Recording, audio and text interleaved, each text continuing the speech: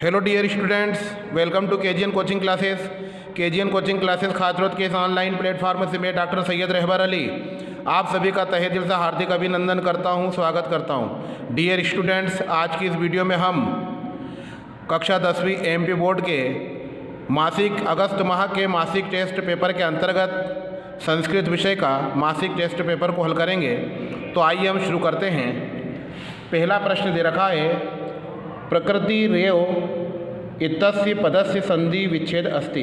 अर्थात प्रकृति रेव शब्द में या प्रकृति रेव शब्द का संधि विच्छेद कीजिए। तो इसका संधि विच्छेद होगा द प्रकृतो धन एव। प्रश्न क्रमांक 2, अस्मान नगरात इत्यस्य पदस्य संधि विच्छेद अस्ति।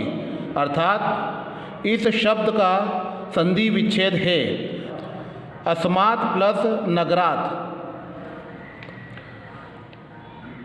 तीसरा, संचरणम इत्यस्य पदस्य संधि विच्छेद अस्ति। संचरणम शब्द का संधि विच्छेद है, इसका संधि विच्छेद है समधन चरणम। चौथा दे रखा है, एककः इत्यास्मिन् पदे संधि अस्ति। अर्थात एककः शब्द में संधि है, तो इसमें संधि स्वर संधि है और स्वर संधि में वृद्धि स्वर संधि है। पांचवा, यद्यपि इत्यास्मिन् पदे संधि अस्ति। अर्थात यद्यपि शब्द में संधि है, तो यद्यपि में स्वर संधि है, स्वर संधि में यण् स्वर संधि है। छठा, समलम इत्यास्मिन् पदे समासः अस्ति।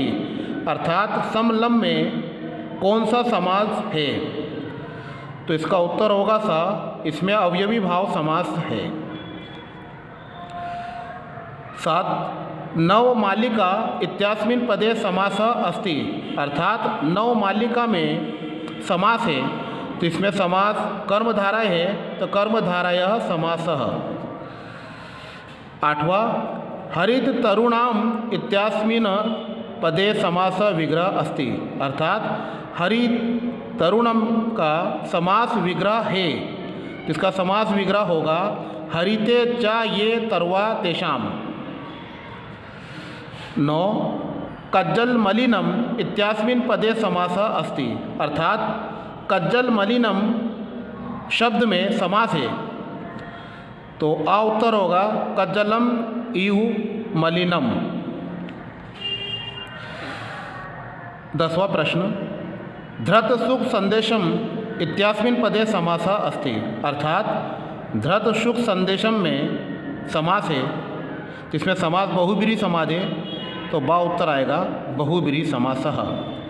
अत्र जीवनम ध्रुवहम अस्ति इत्यास्मिन् वाक्ये अवयवम अस्ति। अर्थात इस वाक्य में अवयव क्या है? इस वाक्य में अवयव है अत्र, तो बा उत्तर आएगा। 12वां दे रखा है, पर्यावरणस्य संरक्षणम एवं प्रकृते आराधना इत्यास्मिन् वाक्ये अवयवम अस्ति। अर्थात इस वाक्य के या इस वाक्य में अवयव है, तो इस वाक्य में अवयव है एव, तो आएगा सदा समयस्य सदुपयोगः करणीय इत्यास्मिन् वाक्ये अवयवम् अस्ति। अर्थात इस वाक्य में अवयव है, तो इस वाक्य में अवयव है सदा, तो सा पे हम टिक करेंगे। वनम इति शब्दस्य पर्याय पदम लिखित। अर्थात वनम शब्द का पर्यायवाची शब्द लिखिए, इसका पर्यायवाची होता है काननम, तो आ उत्तर होगा। 15 दे रखा है, बुद्धिहीना इति शब्दस्य विपरीतार्थकम पदम लिखित। अर्थात बुद्धिहीना का विपरीत शब्द लिखिए, इसका बुद्धिहीना का विपरीत शब्द होता है बुद्धिमती, तो सा उत्तर होगा। 16 दे रखा है, निर्मलम इति शब्दस्य विलोम पदम लिखत। अर्थात निर्मलम शब्द का विलोम क्या होता है? इसका विलोम लिखना है, तो इसका विलोम होता है समलम आ।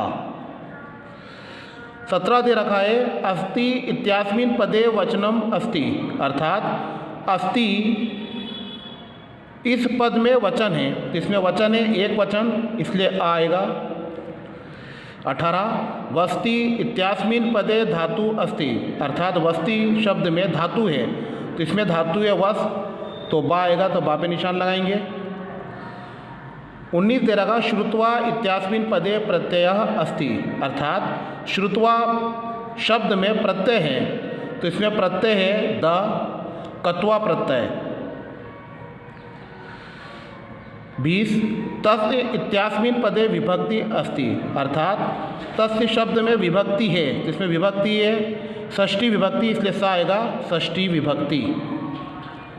आई होप आपके सभी प्रश्न समझ में आ गए होंगे।